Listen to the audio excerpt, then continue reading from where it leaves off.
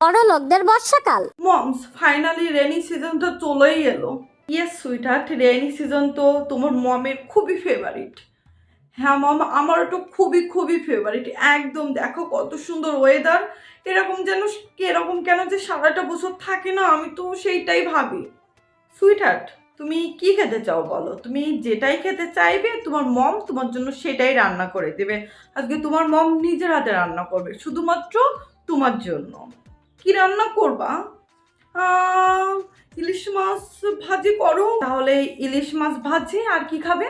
একটু খিচুড়ি রান্না করো না, একটু খিচুড়ি খাই। খিচুড়ি?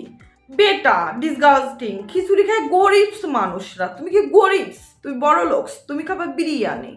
আমি আমার সো কল্ড গরিব ফ্রেন্ডদের দেখি ওরা নাকি বৃষ্টির দিনে নাকি খিচুড়ি খায়, আর খিচুড়ি নাকি খুবই টেস্ট হয়। আমি জানি না কিসের টেস্ট।